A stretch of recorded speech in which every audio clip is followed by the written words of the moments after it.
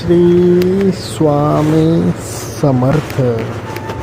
स्वामी सांगतात, बाळा, आपल्या आयुष्यामध्ये संकट हे ये जा करतच असतात. दुःख आपल्या जीवनामध्ये येतातच असतात.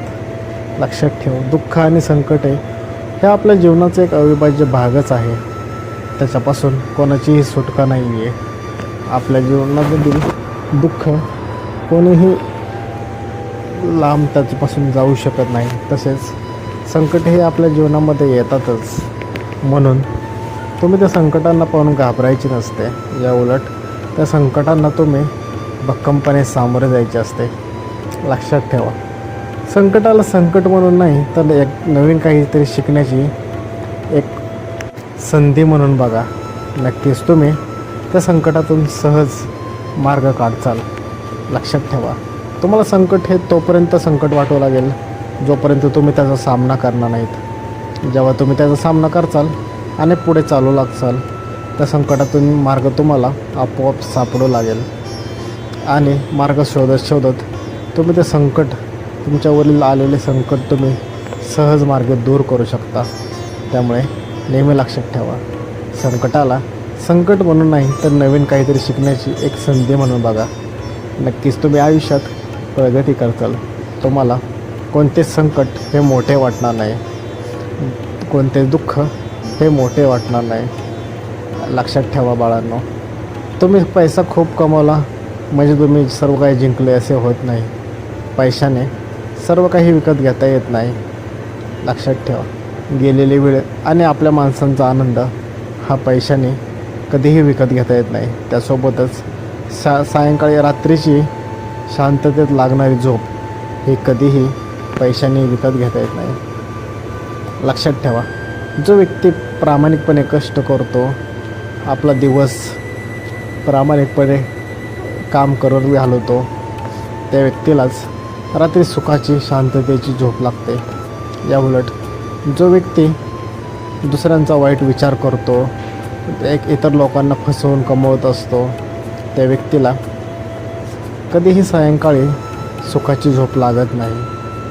त्यामुळे तुमच्यावर सर्व काही आहे. तुम्हाला सुखाची झोप हवी आहे की अशांत झोप हवी आहे. लक्षात ठेवा, तुम्ही जर का सरळ मार्गे चाललात आणि कोणताही गैरमार्ग न निवडता तुमचे कार्य तुम्ही करत राहिलात तर तुम्हाला नक्कीच रात्री सुखाची झोप मिळेल. या उलट तुम्ही जर का गैरमार्गाचा वापर केला, कोणाला फसवले, कोणाला त्रास दिला, तर तुम्हाला कधीही सुखाची झोप ही भेटणार नाही. त्यामुळे नेहमी लक्षात ठेवा, आयुष्यामध्ये भलं तुम्ही आता कितीही महाग असू द्यात, कितीही कमी दुःखात असू द्यात, संकटात असू द्यात, पण कोणालाही आयुष्यामध्ये फसवू नका. दुसऱ्याचे लोबाडून कधीही स्वतःचा खिस्सा भरू नका. लक्षात ठेवा, आपण केलेला गुन्हा आणि आपली उधारी आपल्याला या जन्मी चुकवावीच लागते. त्याशिवाय आपल्याला मोक्ष भेटत नाही. आपण केलेल्या कर्माची फळं हे आपल्याला इथेच भोगायचे असतात. त्याच्यातून कोणाचीही सुटका होत नाही. भलेही तुम्ही कितीही मोठे असू द्यात, कितीही पैसा असू द्यात, पण तुम्ही केलेले कर्म तुम्हाला याच जन्मात इथं फेडायचे आहेत. लक्षात ठेवा, आपण केलेल्या कर्माची नोंद ही देवाघरी होतच असते. देवाकडे तुमचा सगळा हिशोब असतो. तुमचा सर्व हिशोब देवाकडे असतोच. देवापासून काहीही लपलेलं नाही आहे. ठराविक वेळेला तुम्हाला तुमच्या सर्व गोष्टींचा, सर्व कर्मांचा हिशोब हा द्यावाच लागतो. त्याच्यापासून तुमच्या कोणाचीही सुटका नाही आहे. त्यामुळे नेहमी लक्षात ठेवा, कर्म करताना नेहमी चांगले कर्म करा, नेहमी चांगला विचार करा. आयुष्यात जर का तुम्हाला सुखी व समाधानी राहायचे असेल तर कोणालाही फसवू नका, कोणालाही लोबाडू नका. आपले काम हे सातत्याने प्रामाणिकपणे करत राहा. आपल्या कष्टाला, आपल्या मेहनतीला, आपल्या सातत्याची साथ द्या. एक दिवस नक्कीच तुम्ही तुमचे जीवन यशस्वी करताल. स्वामी सांगतात, बाळा, आम्हाला माहीत आहे रे, तुझ्या आयुष्यात सध्या खूप अडचणी आहेत. आर्थिकदृष्ट्या तू खूप अडचणीत सापडलेला आहेस. सध्या तुला पैशाची खूप कमतरता जाणवत आहे. आम्हाला सर्व काही माहीत आहे रे.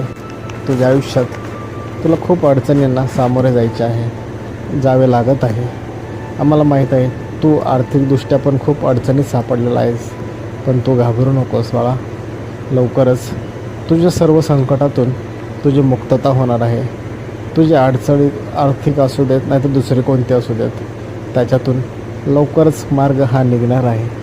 असे समज की तुझा आता वाईट काळ संपत आलेला आहे आणि तुझा चांगला काळ आता सुरू होत आहे. त्यामुळे घाबरू नकोस. तू तुझे काम व्यवस्थितपणे करत राहा. तुझ्या कामाला प्रामाणिकपणा ठेव. लक्षात ठेव, आत्ता जरी तू अडचणीत असलास तर याचा अर्थ नाही तू कायमच अडचणीत राहशील, दुःखात राहशील. भविष्यामध्ये तू तुझ्या सर्व अडचणीतून दूर होशील, सर्व दुःखातून तू दूर होशील. घाबरू नकोस. लवकरच तुझी चांगली वेळ ही चालू होणार आहे. तुला वाटत असेल की सर्व दुःख आणि सर्व संकट हे देवाने फक्त तुझ्या आणि तुझ्याच नशिबात दिलेले आहेत, तर तसे काही नाही आहे बाळा. लक्षात ठेव, प्रत्येक गोष्टीची एक ठराविक वेळ असते. वेळेच्या अगोदर आणि नशिबाच्या पेक्षा जास्त कोणालाही काही भेटत नाही. त्यामुळे तू घाबरू नकोस. तू तुझे काम सतत करत राहा. तुझ्या कामामध्ये सातत्य ठेव. लक्षात ठेव, आपल्याला भेटलेले हे जीवन हे एकदाच असते. त्यामुळे तुला जे काही करायचे आहे, काही ते याच जन्मी करायचे आहे. नेहमी लक्षात ठेव, आयुष्यामध्ये जर का तुला यशस्वी व्हायचे असेल तर सर्वात महत्त्वाचे म्हणजे वेळेला महत्त्व द्यायला शिक. लक्षात ठेव, वेळ खूप मौल्यवान आहे. वेळ आपल्याला दिसत नाही, पण वेळ खूप मौल्यवान आहे. वेळेमुळे आपले खूप मोठे नुकसान आणि फायदा देखील होऊ शकतो. त्यामुळे वेळेची किंमत ओळखायला शिक.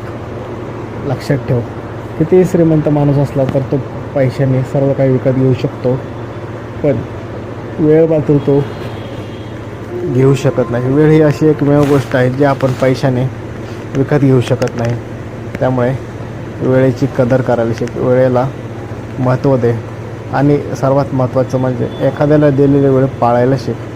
कोणाच्याही समोरच्या व्यक्तीच्या वेळेची किंमत कर आणि समोरच्या व्यक्तीला देखील तुझ्या वेळेची किंमत कळू दे. लक्षात ठेव, ज्या ठिकाणी तुझ्या वेळेची कदर नाही आहे, किंमत नाही आहे, त्या ठिकाणी तू न थांबलेलाच कधीच बारा. तुझ्या वेळेची किंमत ही तुला अगोदर सर्वात हे कळलीच पाहिजे. तू जेव्हा तुझ्या वेळेची किंमत ओळखशील तेव्हा लोकंसुद्धा तुझ्या वेळेची किंमत ही ओळखू लागतील. त्यामुळे नेहमी लक्षात ठेव, आपल्या वेळेची किंमत ओळखायला शिक. सर्व गोष्टी या ठराविक वेळेतच करत चल. कोणतीही गोष्ट ही टाळाटाळ करू नकोस. जो व्यक्ती वेळेचे मूल्य समजला तो व्यक्ती आयुष्यात नक्कीच यशस्वी झाला. श्री स्वामी समर्थ.